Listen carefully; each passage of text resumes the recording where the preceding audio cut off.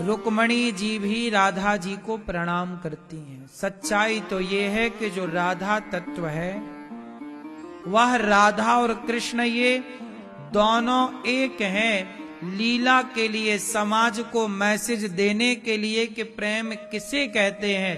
प्रेम की प्रतिमूर्ति बनकर एक कृष्ण दो रूपों में बन गए, वही राधा बन गए, वही कृष्ण बन गए। तो राधा और कृष्ण दो ना होकर एक ही हैं। यदि ये मान लें तो काम बात समझ में आ जाए।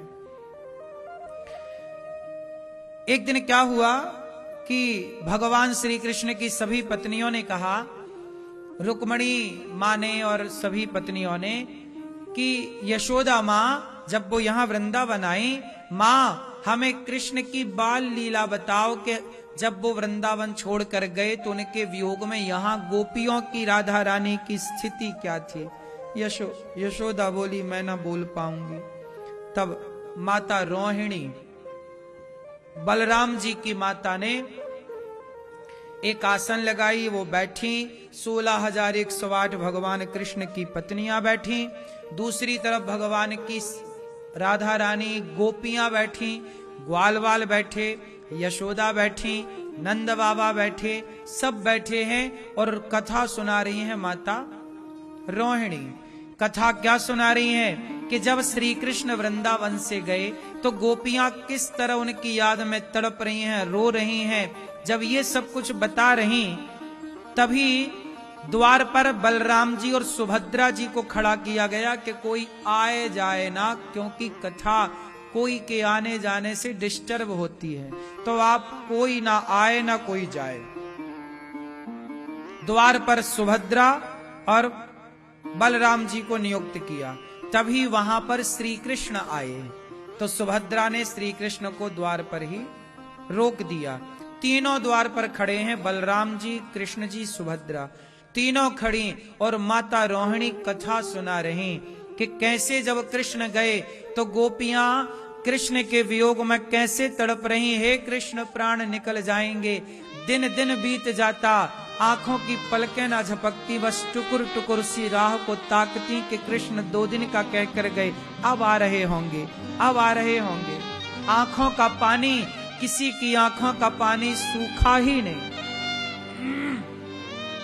कोई सखी रात में सोई ही नहीं, किसी के घर दीपक जला ही नहीं। पूरे वृंदावन में कृष्ण के जाने के बाद किसी के घर कोई उत्सव हुआ ही नहीं। 100 साल हो गए कृष्ण के जाने के बाद। अब जब कृष्ण वापस आए तो 100 वर्षों बाद गोपियों से मिलने आए।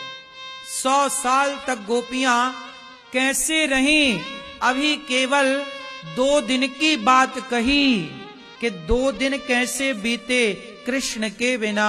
ये सुनकर तो सबकी आंखों में पानी आ गया। भगवान कृष्ण की 16,108 रानियां वह विरह की बातें सुनकर विरहाग्नि में वो आंसू बहाने लग गईं। वो भगवान की सखियां पुनः रोने लग गईं। माता रोहिणी भी रोती रोती कहने लग गईं कृष्ण की कथा। जब भगवान कृष्ण ने अपनी कथा सुनी माता रोहिणी के मुख से, तो भगवान कृष्ण गोपियों के उस प्रेम को सुन करके पिघल गए। जैसे अधिक ताप में लोहा पानी हो जाता है, उसी तरह प्रेम के कारण विरहाग्नि में श्री कृष्ण का शरीर पिघलने लगा। और जब पिघलने लगा तो वहां नारद जी प्रकट भये। सुभद्रा का शरीर, बलराम जी का और कृष्ण का शरीर जब पिघला तो भगवान श्री कृष्ण की आंखों से आंसू नहीं, आंखें ही पानी बन करके बह गईं। हाथ नहीं, हाथ ही पिघल गए, पानी बन करके बह गए। शरीर समाप्त होने लगा। तब नारद जी प्रकट हुए मां रोहिणी के कथा को, मां रुको, देखो वहां द्वार पर कृष्ण की हालत। मां रोहिणी रुकी, कथा रोकी गई। जाकर देखा तो कृष्ण का शरीर आधा था, आधा नहीं। आधा पानी की तरफ पिघल गया। आंखें गायब हो चुकी, आंखों से आंसू बहते हैं, लेकिन कृष्ण की तो आंखें ही बह गईं उस प्रेम में। तब रोहिणी मां ने कहा, कन्हैया ये क्या हुआ? भगवान बोले, मां तुमने बताया कि मेरे बिना गोपियों की क्या स्थिति रही। इस प्रेम को सुन करके मैं गोपियों के प्रेम का ऋणी हो गया। मां अब मैं ये ऋण कैसे चुकाऊं? बेटा तेरी आंखों को क्या हुआ? तुम्हारे हाथों को क्या हुआ? तुम्हारे पांव को क्या हुआ? मां अब मैं बिना आंखों का, बिना हाथ का, बिना पांव का ही रहूंगा और इस रूप में रहकर गोपियों के प्रेम का मैं ऋण चुकाता रहूंगा। मैं गोपियों के प्रेम की प्रतिमूर्ति बनकर खड़ा रहूंगा। और गोपियों के लिए, गोपियां सामने बैठी, भगवान ने गोपियों के लिए ऐसे हाथ बढ़ा के कहा, गोपियों मैं तुम्हारा ऋणी हूं, तुम्हारे प्रेम का ऋणी हूं। और भगवान की यही छवि, भगवान बोले कि अब मैं ऐसे ही रहूंगा। भगवान की वही छवि, वही आकार को जगन्नाथ भगवान कहते हैं। इसलिए जगन्नाथ जी की आंखें ऐसी हैं। उनकी आंखें थोड़ी हैं, उनकी तो आंखें बाद में भक्तों ने वो आकार दे दिया। हाथ आधे गायब, पांव नहीं, भगवान का मुख, भगवान का आधा शरीर रह गया। तो जगन्नाथ जी प्रेम की प्रतिमूर्ति हैं। गोपियों के उस प्रेम का ऋण चुकाने के लिए प्रभु इस रूप में खड़े हैं। भगवान कहते ना, गोपियों ने प्रेम किया भगवान से तो गोपियां अमर हो गईं। और गोपियों ने जो प्रेम किया, उस प्रेम को जब कृष्ण ने सुना तो उस प्रेम में भगवान का एक नया रूप प्रकट हुआ, जिस रूप को जगन्नाथ भगवान कहते हैं। तो जगन्नाथ जी प्रेम स्वरूप हैं, प्रेम के स्वरूप हैं, प्रेम की प्रतिमूर्ति हैं जगन्नाथ जी। इसलिए जगन्नाथ जी ये हाथ आगे बढ़े गोपियों के लिए कि गोपियों मैं तुम्हारा ऋणी हूं, मैं तुम्हारा सदा ऋणी रहूंगा।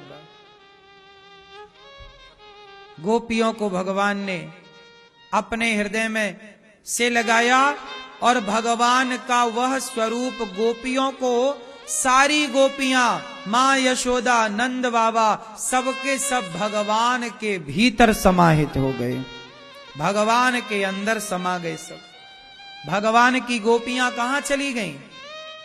भगवान के भीतर समा गईं। भगवान ने सबको समाहित कर लिया अपने भीतर, अपनी गोपियों को अपने भीतर। देखिए गोपियां हैं, भगवान के हृदय में जाकर के निवास करती हैं।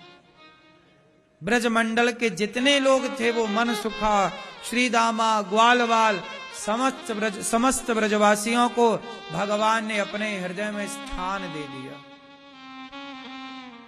तो जगन्नाथ जी के भीतर ही तमाम समस्त गोपियां समा गईं। यशोदा मां, नंद बाबा, सबके सब भगवान के भीतर हैं।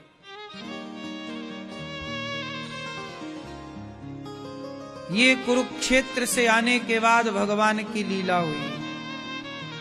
जगन्नाथ जी का प्राकट्य तब हुआ। सुभद्रा, बलराम जी और कृष्ण, ये तीनों आज भी जगन्नाथ जी, इसलिए कभी समय मिले तो जीवन में एक आध बार जगन्नाथ भगवान का दर्शन अपनी आंखों से जरूर कीजिएगा।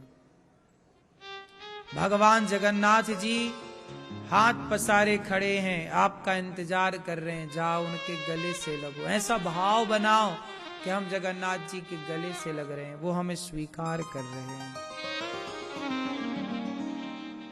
जगन्नाथ जी जगत के नाथ हैं। प्रेम पाना है तो जगन्नाथ जी ही प्रेम देते हैं। भगवान श्री कृष्ण ही जगन्नाथ जी के रूप में परिणत हो गए।